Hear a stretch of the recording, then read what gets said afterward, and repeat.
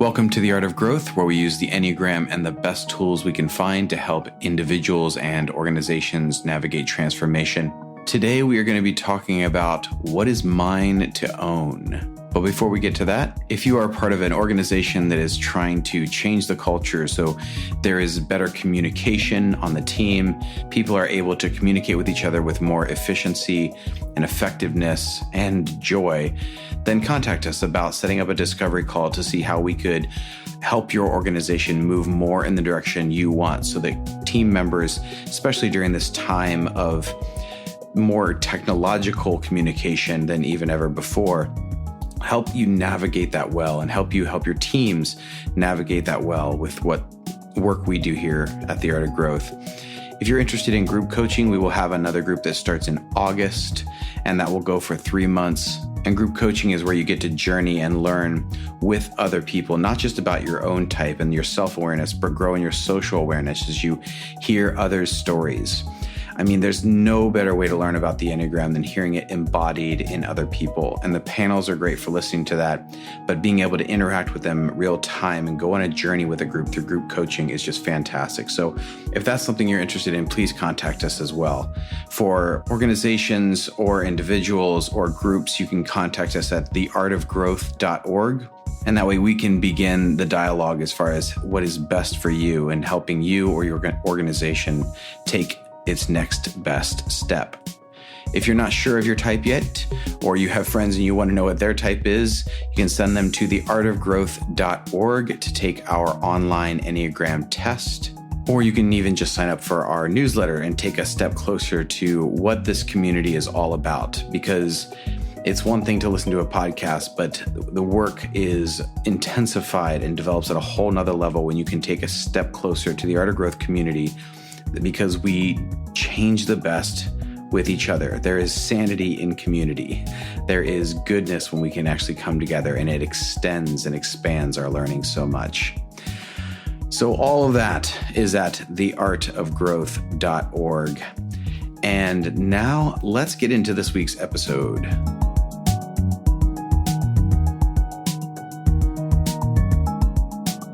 Welcome to the Art of Growth. I'm Jim Zartman.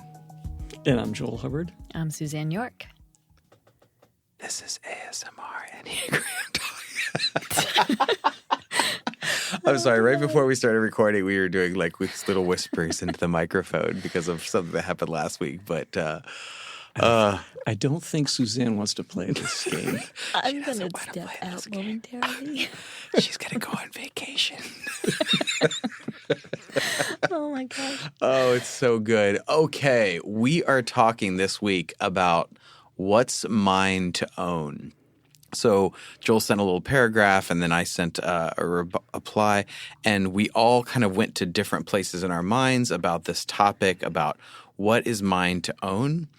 And so we are just going to all say what came to mind for us, the different things that came up for us when we thought about this idea. And Suzanne, kick us off with that. Sure. Well, first, I recognized how big of a topic this would be for me, whether it's being a 2 or... Well, this never happens to you, right? I This know, is right? never comes up. I know. And how bad I am at this. Like this, what's mine and what's yours, and not taking on what's yours. And I'm bad at this too. are you? Yeah. Oh, I get the sense that you're like really good with boundaries and like... It's depends on the situation and who it relates to, and yeah, it's Is that the rescuer? it's part been of a you? problem. Yeah. Yeah. Ah. Yeah. Mm-hmm. So the helper and the rescuer. Okay. There's the I have the strength to deal with whatever comes up, and so I take responsibility for things that I shouldn't take responsibility for, and it was a big theme for a lot of my life. Less so now. I've been working on it, but So this has been a point of growth for you. Oh, for sure. When do you feel like you recognized it? when a couple of friends called me out awkwardly. Oh, it's always the good ones, the friends. Yeah, like, do you see that you always do this? No, because that's what I say when they say things to me. I say The no. first time around. Yeah. Yes, and then 2 days later, I'm like, okay, you were right. You were right. They had to plant the seed. If I keep returning to the whispering thing, it's going to get awkward. Okay, I won't do that anymore. Going to get awkward. Oh, it's already awkward. It's already made Suzanne feel awkward. It's fun. Is it bad that I'm actually enjoying that? I'm totally When you hear comfortable. it in the mic. Okay. Anyway, so what came to mind for you? Let's return to that here. Well, that I am in this point of growth. Like this is an active thing that I am working on. Some of which you guys have helped coach me through as well. You know, what's mine, what's yours, what's not mine. So I think to me, it's a blurry line. I've also seen it show up in work, in corporate training, to talk about, you know, whether it's a gender thing or an overlay that is coming up around helping. I do think there's a tendency for women to overextend into areas that they don't have to. And they might get positive reinforcement like, wow, thank you so much. You really, went beyond my expectations. Well, for certain people, that sounds great. Like, wow, I really excelled at that. So I've seen it come up in my work. I definitely see it at home. I see it with the kids. You know, what's mine to own, to solve for them, and what do I need to let them solve for themselves? Especially changes as they get older. So for me, this is a hot topic. What would you feel like you have learned? You said this came up in business before, which is like were you saying that there is specifically women training around this issue? I've attended some. I've attended a number of different trainings, and one of which stuck out for me. It was all women in this training, and so some of the messaging could be really tailored to the female experience in the workplace. And there was a large conversation around this idea of what's in my bucket and what's in your bucket, and that women have a tendency to take other people's buckets. Not only what's in the bucket, but the whole darn bucket. And they don't, not just that they have a tendency, but there is a tendency to hand it to them. If there's by a willing other person, nobody's going to stop you. And I found that a lot too, that, you know, if you raise your hand to take something, nobody's going to check in like, hey, you sure you've got capacity? Like they're absolutely, you know, you're saying you can, then you need to check in with your own ability to take this on because nobody's going to do that for you. And that's where I think there are tendencies, at least through this training, the conversation we had was the tendency for women to overextend into other people's arenas. And it's with good intent. I think the repercussions of that are increased burnout, getting overextended and trying to do too much. And so the point of the training was to say, do amazing work with the work that is yours. And if you excel at that, then you can continue to grow and develop in your career, and you don't have to take on other people's. And so saying no, you can do it in subtle ways, but saying no is the work that we needed to do to make sure that we could leave at 5 o'clock and go be with our kids, or put some boundaries around work and life. Well, I think this is like so key, and I really want to zero in on this a little further with you because given the demographics of our listenership, you are a few steps beyond where a lot of our listeners are, who are young in their career or they're younger mothers. And so what is some of the things that you're starting to get now that you wish you would have had access to as you were developing your career in your 20s? I think that's a fantastic question because I've asked myself if I had certain tools or insights, could I have avoided certain points of burnout? I think it is the language around what's mine to own. What's the permission I give myself to say no to other things? It's really easy in corporate America to know where you stand. You have performance appraisals. You have feedback sessions. People tell you whether or not you're meeting expectations, exceeding or not. It's not always the case outside of work that you have those same measuring sticks. And so for me in my career, I found myself over-revving in work because I wanted that praise. And so recognizing how to give myself the measuring stick outside of work, you know, what really mattered to me, and is it measurable, and does it matter to anybody else? And to know that it doesn't have to matter to anyone else. And therefore, I probably wouldn't get the overt recognition that I was getting at work, but how to give it to myself so that I could carve out the things in my life that had more meaning. And it shifted over the years. My 20s looked very different than my 30s, and now I'm into my 40s. But I have 2 young kids, and so I feel like I'm constantly calibrating and checking in on that. Was it even a question that came to mind, though? No. a good portion of time. It was like an automatic thing. Totally automatic. I was very much blind to the possibilities of putting up boundaries and the possibilities of saying, that's not mine to own. Everything felt like I needed to be a part of it. And it could be a little bit of the FOMO that comes up too. Sure. It was far easier for me to say yes than it was to say no. Well, this is to me a complicated part of the work, and I'd be interested to hear both your thoughts on this, is the pull to feel like something is mine to own, the question whether or not it's mine to own, and then how do you freaking answer that? Because it is not as like a cut and dry, simple thing. Like, is this a time to push because I can advance in my career? This is a time to pull back and actually invest in this place in my space in my family, or this relationship, or this with my partner, or whatever it is. Like, these aren't – it's not a simple thing. We've talked before, like we should do something on boundaries, but everything it shows up everywhere. How do you even begin to do the work of differentiating between the pull of I feel this is mine to own, or I feel a need to do something about this, and actually going – maybe not? Yeah. Well, we had come up with the three words the other day: asleep, awake, aware. And I think I was very much asleep to even the concept of reflecting on, what I'm about to do even mine to own? And then when you become awake to it, you still might take it on.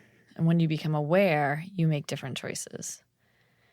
So I think this applies. Like, what are we asleep to that we may or may not need to do? I very much was on autopilot. Then what are we waking up to? And I think that's the acknowledgement and the recognition that we have a choice, and then being aware of the choices that we're making. So they really are in service of our purpose and our meaning in relationship to everybody else, and not the opposite. I think you nailed it when you said there's a measuring stick that you felt was put on you, or you put on as an external. It was like, here's how I measure. What is mine to own? It's based upon the feedback I get from the world. And then the shift to the internal, which is what are the desires of my own heart? And I think as long as we're trying to figure out what is mine to own without understanding those two, it is extremely difficult to do so. I think that's, to your point, Jim, it is incredibly difficult to know that. Because when you lose yourself in the world around you, there's no ending to that. What is my responsibility? Well, I guess everything. Then you lose yourself. But then if you pull all the way back and you're focused on yourself alone, there's other problems that arise from that. You lose relationship. You lose a sense of meaning and purpose in this world.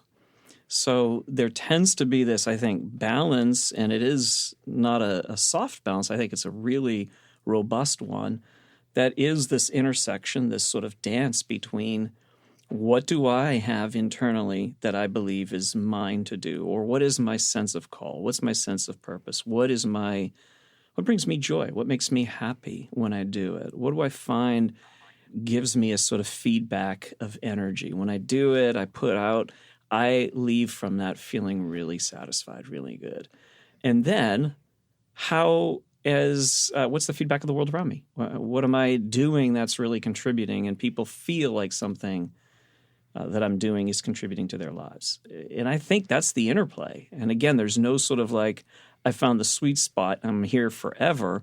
I think it's an ongoing, ever-developing sort of back and forth dance that we have with what's ours to do, or what do we love to do, and what does it seem like the world is responding to that we're putting out there. I like how you kind of put the measuring stick in like two different categories. There's the feedback from others. It does matter. And a lot of stuff out there is saying basically, well, that doesn't matter. It's really about how you feel. But that's not true.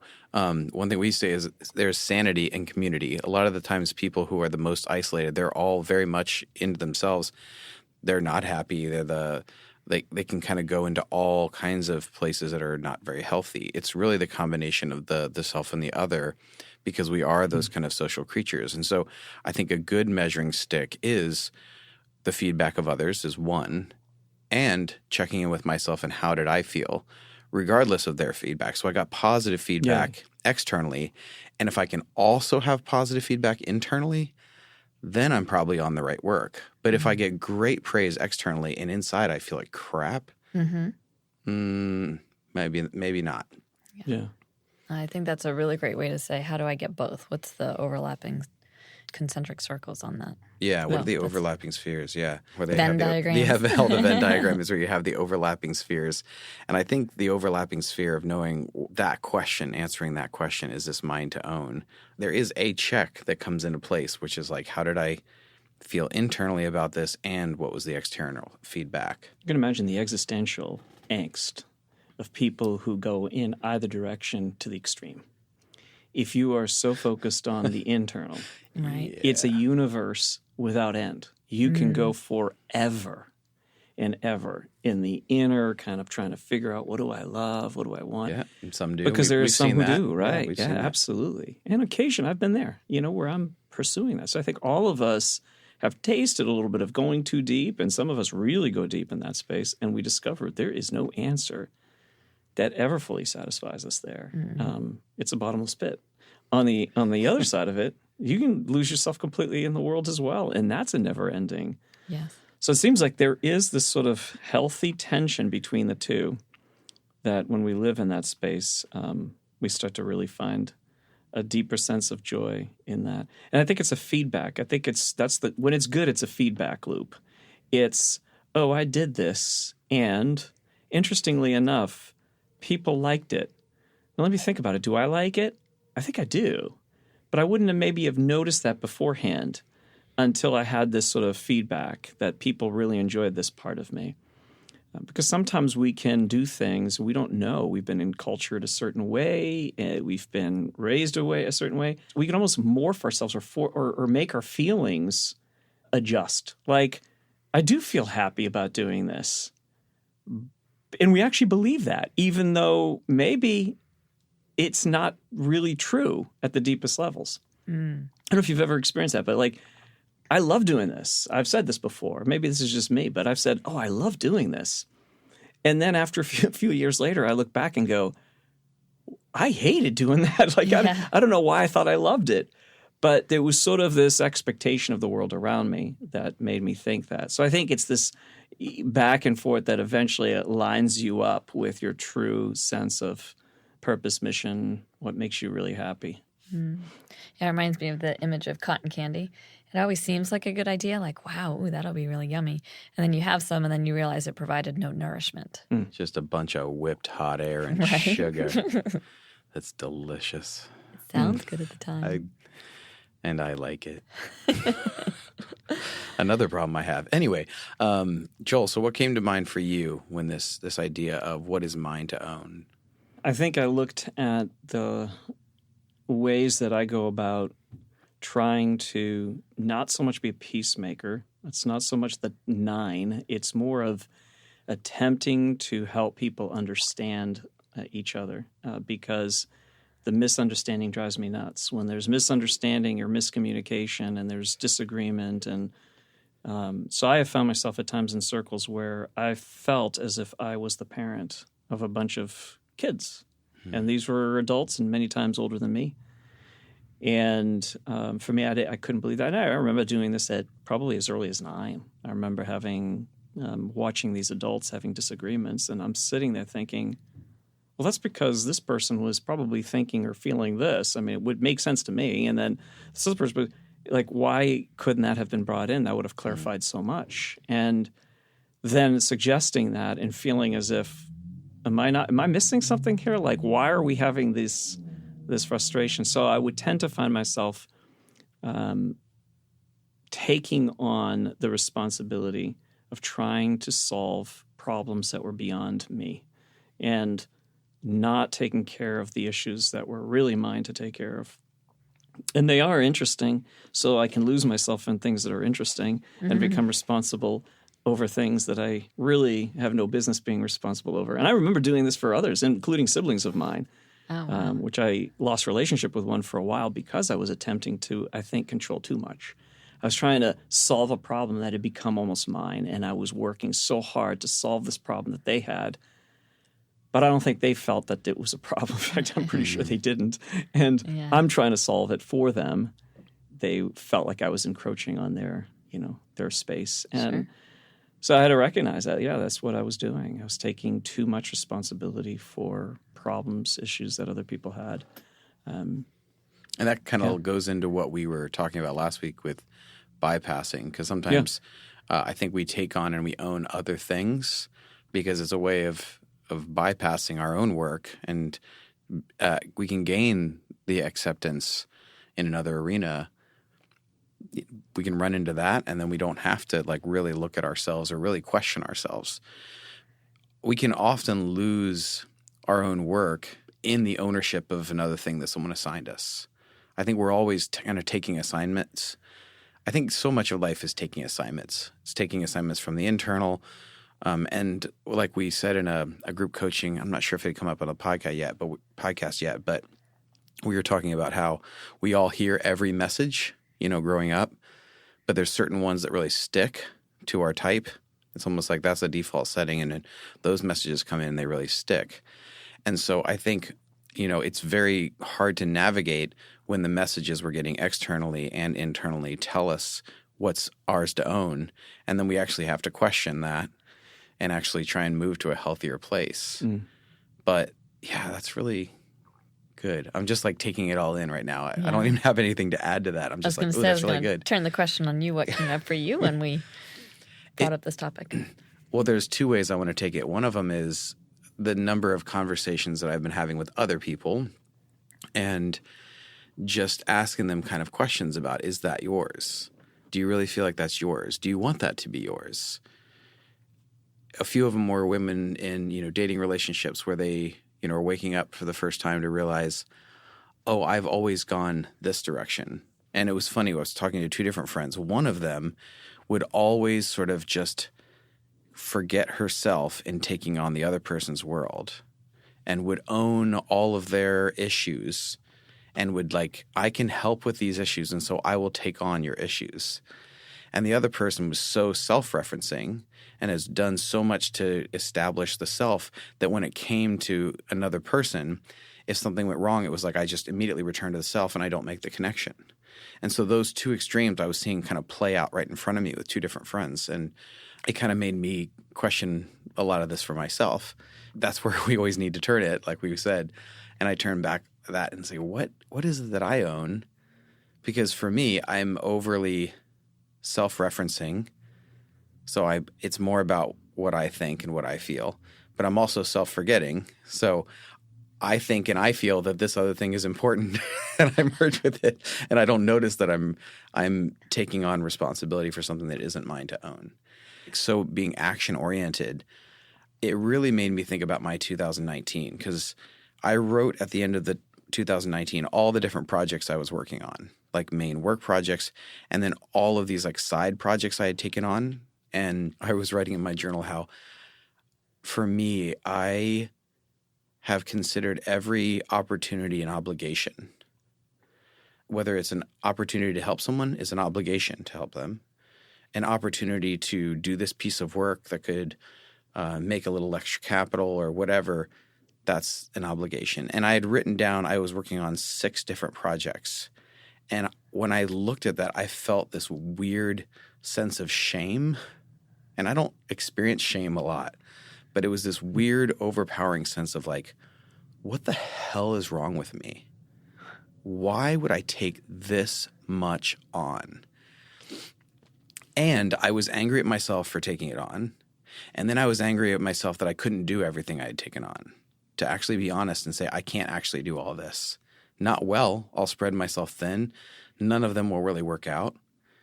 And I was like holding on to all of them in case the other ones didn't work out. So all of this started checking in and going, oh. And I started asking myself the questions. I didn't even realize I was asking myself the questions. Where's their positive feedback? And where do I have an internal sense of peace? And I feel good about this. And this is what I want to pursue. And so I killed all but the things that I most cared about and was absolute obligation.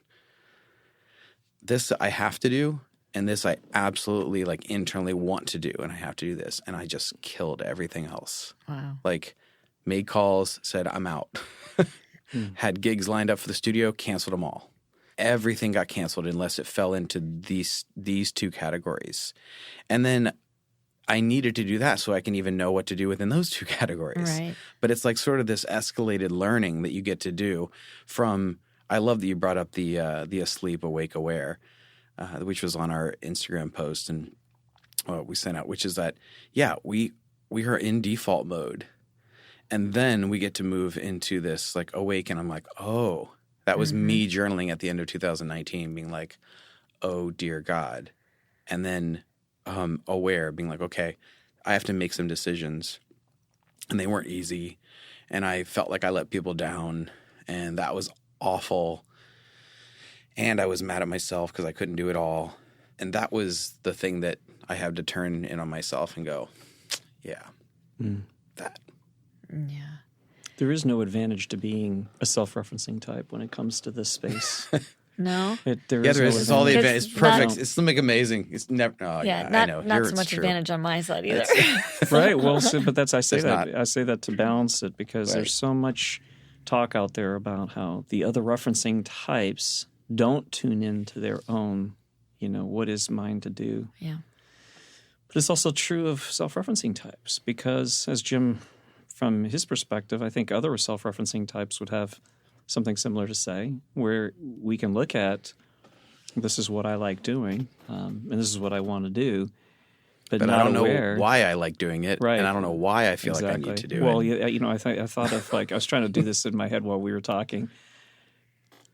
For head types, we can get caught up into the puzzles that are left unfinished in the world around us. That's where we can get distracted and caught into something that appears to be our interest in mind to do, but it's a puzzle, and it's a scintillating puzzle, and it's enticing, and it's so interesting that I may not be able to stop myself. I think it's mine. I think I'm self-motivated and self-driven, but maybe it's the puzzle out there that has enticed and drawn me into it. And this is where I found myself in a relationship with one of my siblings, because how did I lose myself? Consuming myself with that person's problem, my sibling's problem, or perceived, at least it was perceived in my mind as a problem, that I totally immersed myself in that. And then when I come back to I realize, like, I haven't been doing anything that I'm supposed, like, there's nothing in my immediate realm I was doing and taking care of. I was taking care of everything else. So I think that's the interesting thing about the self-referencing is it appears to be very much driven by sort of internal, but we're caught up in so many other things that are ours to do. Body types would be action-oriented things that are external oftentimes to themselves, right? So heart types, of course, it's relational. That's external to themselves. So I think that's how I would categorize it. It's like head is puzzles or thoughts or concepts or ideas, but if it's usually some sort of puzzling issue that we can get caught into. And that can be external or internal. Yeah, absolutely. All three centers, there's an external and internal version of these things.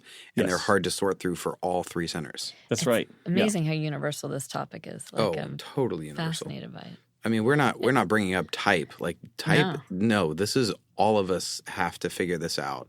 And it's just going to show up different in each type, but all of us have this. Yeah. And it is the awareness piece. Without the awareness, there's no way. We can say, oh, I'm totally guided by internal motivations that are, lined up with my values. Not so much, as we discover. Yeah. No.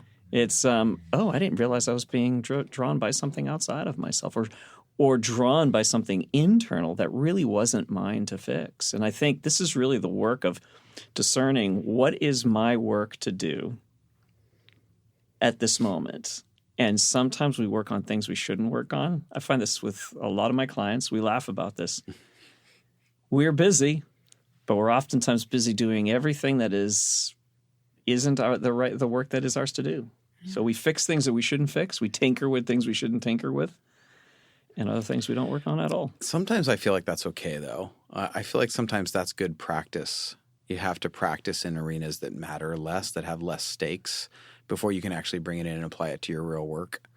I was thinking in terms of like people, work on areas of your life that actually don't need to be fixed. And but it's a sort of bypassing. It's an idea. It's a way of avoidance. Yeah. Let me tinker on things that are not that important. I get your point. I think where you're going is I would say yes to that as well. Like that for sure. But that piece of the avoidance component where we work on so many things, it's like that's another piece that we don't do what is ours to do. Yeah, that's sort of like I'm gonna do this side version of it, and I'm gonna continue practicing, but I'm never gonna apply it to the practical aspect of my real life. Yeah, I get that. What's striking me about this is the role that clarity plays in helping you really understand what do you say yes to and what do you say no to. What is the work for you to do versus not? And I kept thinking, well, what is clarity? Well, it's all three centers. It's the vision for what do I want 2020 to look like versus 2019 as I think of your story. It's the heart. How do I want to feel at the end of the day? And it's the body. What do I really need? What's my gut telling me? And so I've really appreciated the work that I've been doing lately, thanks to both of you, around all three centers and bringing them all online at the same time. And with that clarity does come the ability to say yes and no without as much drama. Yeah. I mean, sometimes no feels too big for people, and I think it's often not right now. And I think that sometimes even gives a little bit of freedom to people when they don't know how to say no, but is this for right now? Is this something you're supposed to do right now? And they can go, well, it's not. It doesn't feel right now. And then I'm like, okay, you don't have to say no. For some people who have a really hard time saying no, can you say not right now? This is not immediately what I need to be doing. I think so many times we get lost in the yes, no, the dichotomy of something. And as our friends in Frozen said, what's the next right thing? I will continue to come back to that. That is the greatest work of genius in my lifetime. No, maybe hyperbolic there. But no, there's something about that. Like, what's the next right thing? Is this your next right thing? And I think that comes naturally to you. I have to work at that. It doesn't come naturally. Really? I feel like as a body type, like you're always like, oh, we're going to do this next. Yeah, but come back to what he was saying, what we were just saying earlier. Well, yeah, there is something attractive about that. Yes. Sure, yeah. Yes, but internal, what's right for me to do, often that's where I get lost. I know I'm a social type, but I know what's right for us to do next. I can get clarity around that. Okay. But it's that I have some objectivity to that. Okay. To the personal elements. Like there was a reason that my calendar filled up and my journal looked at, and I'm staring at this like, dear God, because I said yes to too many things when I should have said not right now to certain things. I'm not saying that I'll never do those things that are on that page or that were in that I tried to shove into 1 year, but that was my addiction, and I didn't have that same kind of like clarity. And I think we are always trying to return to like, what is my clarity? And I think I think it's very common to think like, well, because I can look at you and be like, well, you've figured out so many of these things that I haven't figured out yet. You figured out so many things in business and how to maneuver this and like how to feel where someone's coming from and meet them in that space. And I'm like, I don't know. Like all of us have stuff to learn in all of these arenas. I think your three-centered suggestion there in terms of determining what is ours to do is a good one. And maybe we can play off of this and kind of get to some helpful things. What's that? It was yours. I inherited it from you and tossed it right back. Yeah, it's a good trademark Art of Growth 2020. What did you say? It's a trademark Art of Growth 2020. Okay, so lightning round. What do you do to tune into all three centers so that you know that both the internal yes and the external yes is being met? Suzanne. Okay. For my head, I have to observe my thoughts. So I need to sometimes write them down and say, what am I thinking? And is it true? Is it the fact-based situation that's happening, or is it my interpretation? And so if I'm not – and it needs to be written down, because if I just think I'm figuring that out, I'm usually not. So to get my head online, writing down what's the situation that's indisputable fact and what's my interpretation of the situation. For my body – I have never been a good meditator, so I've just assumed meditation wasn't going to be my tool. And I've had a renewed focus on that lately, and it is my tool. It's breathing. It's meditating. I need a follow along somebody else's. I can't do it on my own yet. So I would say meditate and breathe. And if you were like me and denied it, like it'll come. It'll show up when you need it most. So that's my how for body. And in that meditation, it's usually asking the question, what do I need most right now? What do I need to let go of right now? And then for the heart, I did that one last because I feel like I'm in that space a lot. But for me, it gets very confusing. And so the heart really is, what do I feel versus what do I think others feel? So that sounds more like kicking into the head, which it might be. But the feeling is recognizing what are my feelings about this and not letting it meld with other people's feelings. Joel. Yeah. Well, that was interesting. I wanted to know more about that. Lightning round. This is a lightning round. So okay. You're not very All right. good at this. So no, I'm definitely not good. For me, there's the neglected center. Oftentimes, it's not so much the center that is entirely neglected, but there's an aspect of the heart that I totally neglect, and that is the more painful emotions, the emotions that are triggered by things that are unfixable, things that are very painful. I would say other people's pain and my own, I'm not naturally drawn to that. I'm avoidant of those things. And so when I go there, though, that's when I feel my best self. That's when I feel fully connected to all three centers. Now, I don't plummet into depression. It's more of that I am able to be there and empathize. And when I'm in that space, that becomes really powerful for me. How do you get there? Well, the biggest gift to me has been coaching other people. And so when I'm able to be there with them in their pain, it allows me to access my own. And in accessing my own and being able to then empathize more with people, when I get off that call, I feel much more centered. I feel like myself. And I think that's been very big key to understanding what do I really love. Not what makes me happy, but what makes me deeply okay, deeply satisfied, deeply at peace. And that's a different quality than this sort of happy buzz that comes from ignoring that pain. When I go in there, then this other stuff comes online, and it's the whole heart, and that feels really good. As for my body, I think what I recognize is I push my body to do things. I keep it in motion as much as I can, but I neglect its needs, its practical needs. So the limitations that I need to put in place to care for my body, such as meditation, such as moving more steadily and methodically rather than rapidly or not rapidly, the sort of start-stop kind of motion, and to be more in a steady physical motion. Even when I walk, like am I walking to get somewhere quickly, or am I walking more as a part of enjoying the moment with my, in my body?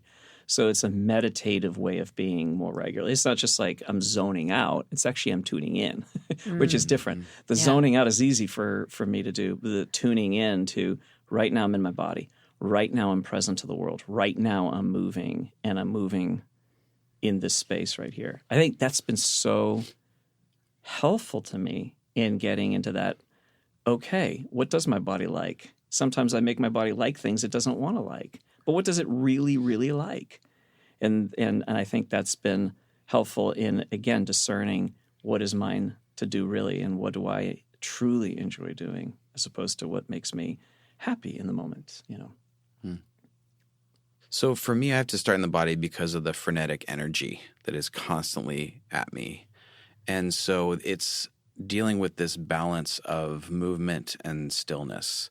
Stillness is a challenge and a discipline, but it's a really good one. But if I do too much of that, then I can get back into more anxiety and get upset. And so movement really helps me access things in a more compassionate way. So I have more the capacity to deal with emotions, even darker ones, with more compassion instead of a control, and I have to force you, and I have to solve you, and I have to make you better. that can be my natural frenetic energy. But getting my body into motion, like a long bike ride or surfing or something, I can then look at those emotions with like more openness, with compassion. I can kind of do for myself what I can more easily do for others in that space. And then my heart kind of opens and I can sort of welcome it. And for me, that sort of silence and movement allows me access to the heart space. And it is a practice that sort of cracks the door open so that I can walk through. And I just did this morning. I went out for a swim, and then I asked myself kind of like, how am I feeling? Because you seem heavy today, Jim. And talking to myself about that and like, what is that? And like letting certain things come up and making space for them and being curious about them and compassionate towards them, but not feeling like I have to like fix them or own them or control them or repress them or release them or explode on them or like whatever the natural can be. And for me, the head is like this nice sidekick that when I'm doing that right, it's the sidekick that comes online and helps assist in all of that functioning, but it doesn't like over rev or get in the way. It's just like this really great assistant that comes along and participates in the right kind of open movement. And so for me, that's kind of how all three come online in a good way. What I heard in a lot of this is the curiosity for yourself and others, the empathy, the compassion. I think what you were describing there is more of this is where the mystical mind comes in, where there's non-duality, the stillness and the motion that exist in non-duality. Does that feel like that for you, Jim? Totally. As you like in that space of like, I'm swimming, but there's a stillness to my swimming. And then when I finish, I can do some motion. Then at the end of it, I'll do some stillness and sit completely still and just do breath work. But it's almost like the one gives permission and allowance for the very other. Good. Yeah. I think it's helpful for us to maybe and for our listening friends out there to suggest some ways to tune into what is ours to do. Because there is this methodology that we have, which is that, you're asleep at first, then you awake, and then you become aware. But there's also maybe some practical tips that we can give. Or what is it, experientially, what is it like for you when you have this sense of both the internal, the external, maybe witnessing to the internal, and the internal witnessing to the external? Maybe that's the way we say it. That there's this sort of like, yes, that felt good, and oh, wow, and the external world validates that, and there's a witness to that, right? Or the external world validates it, and then we go back internally and go, did I like that? Yeah, actually, I did like that. Or, no, I really don't, and I'm glad, and I don't ever want to do that again. So there's this sort of like witnessing or echoing back and forth or confirming or denying that happens between those two. So maybe we could give an example of what that is like. I like that idea of the feedback loop because I can think of times when I said yes to something I really wanted to do, and I know I showed up with more energy and positivity, and I just liked doing it. And then the positive feedback that came after was like, wow, and people really appreciate it, liked it, and I feel connected. And that was like putting the cherry on top of the sundae. Doing something I wanted to do and getting the positive reinforcement was amazing. And I think it's the times when I am clear on what matters to me and doing it with an authenticity that allows me to show up in a way that I'm positively received. So whether this loop needs to start somewhere, feels like internal alignment can get you the external feedback. I can think of a lot of things that I've done that I loved and wanted others to love, but they didn't. Interesting. So Exhibit A, our first podcast. That no longer exists. There's a reason for that. Nobody wanted that girl. We liked it. But I liked it. We needed to do it, very but, much so. but like, yeah. I had a great time. It I was great. really It was enjoyed it. great. It was very, very cathartic. Yeah. We just had a place to express all that bitterness and like anger that we were feeling. We just it had an outlet. It's very surprising nobody appreciated my bitterness. I can't believe no one really like. I'm so surprised that thousands of people didn't gravitate towards that.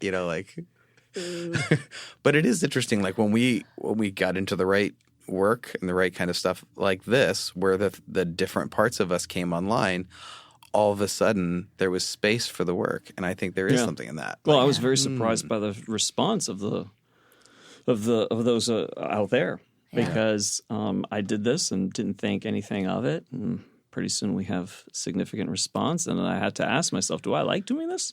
Yeah, and internally I checked it. I like doing anything that people are entertained by, and I'm going to continue doing that. So that's true. But then there's this other part of me that I had to press more deeply and to ask myself, did I find a certain measure of a sense of calm, an inner calm? For me, that's an indication. Same. I think for other types, it would be maybe you'd word it differently. There's sort of an inner calm for me. And it's a peacefulness and it's an ability to be present right now and not feel anxious and running to the future, which is what I do. Some others, you might more go to the past. So that was one indication for me that, okay, maybe I should do more. Maybe we should do more of these, right? Yeah. Have more podcasts, do more of stuff on growth. But spend more time in the space where we are helping people move forward and be their best selves. Yeah. Well, and I think you're spot on with this recognition that you moved into a space where you're more, 3 centers are aligned, and you've found people that wanted to be there with you. What if they hadn't shown up? Would you still do this? I think it would have taken a different form, but it would have found an outlet. I think when you come online, whenever you get everything online, there is going to be an outlet that is satisfying from the external and the internal. Mm-hmm. Like I really do believe that. And I think a lot of everything that I've ever done that was missing an element of that was the stuff that I burned out on, that was really unfulfilling, that other people didn't click onto, whatever. So the energy, you get renewed. Yes. Yeah. And for me as a body type who quickly bounces into my head, as we've talked about exiting the loop before, I need to go into my heart space. And I notice that when I'm sitting there talking to these people, my heart is attached to them. I feel for them. When I say things to encourage them, I get really emotional and I get in touch with my emotions in a way that I don't in any other arena. So it was like all of these things coming online.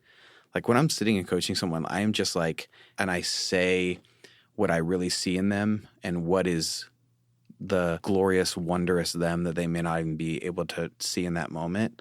Like that is when I'm most in touch with my own emotion even. Because I can connect it in that place. And it's like all 3 of those centers are so online, and that I know that I'm dead center in the smack in the right place. Wow. I can think of a particular person who said that he would lose himself in the belief, and I said this earlier, but I want to expand on this a little bit, in the belief that he was genuinely happy as an entertainer because the crowds loved it.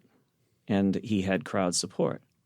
But that his internal shift was discerning whether he really, truly, at the deepest depths of himself, was being real, authentic, totally himself, body, head, heart, completely together on stage.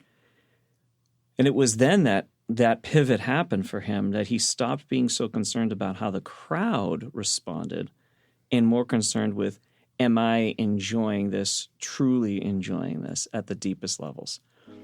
And what he found was that as he dove into that the crowd also loved it and that he actually grew in terms of his followership. Mm-hmm. So it goes to this theory that I have, unproven, very unproven, but it's that weird, I don't care though, I always come up with it. That whatever our true purpose design is, it's also somehow what the world wants and needs the most as well. So I think that who we are at our truest selves is exactly what the world needs. And that we often live out of something else.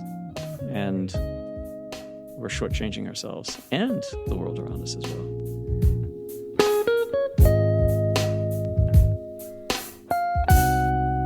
Well, thank you so much for listening. I know there are nuggets in this conversation that I will be taking with me from here on out that will stick with me, and I'm super thankful for that. A lot of times we have a clear thing we want to present on a podcast, but I love these where we're going to go looking for something together. I think it even models how we can actually grow and expand in wisdom. We actually consider the Art of Growth to be part of the wisdom industry. And wisdom is expanded as we try to work these things out in community, even like what we modeled here. And I love when we get to go looking for something together, because often what we find is something that really ends up sticking with us for the long haul. And we always appreciate you going on these little journeys with us. So thank you so much for being a part of the Art of Growth community. If you'd like to take a step closer to that community with group coaching, we'll have another group starting in August, at least one, maybe a couple of them. And any needs you'd like as far as bringing us into your organization to help train, coach, consult, individual coaching, all of that, you can reach out to us at theartofgrowth.org. We always considered it an absolute honor to get to be part of someone else's journey and help them take their next step. That is the thing that gets us out of bed every morning, and it's such a wonderful thing. So thank you so much for listening. Now may you go and know what is yours to own, what is yours to release, and what is yours to hold, what is yours to invest in, and what is yours to release.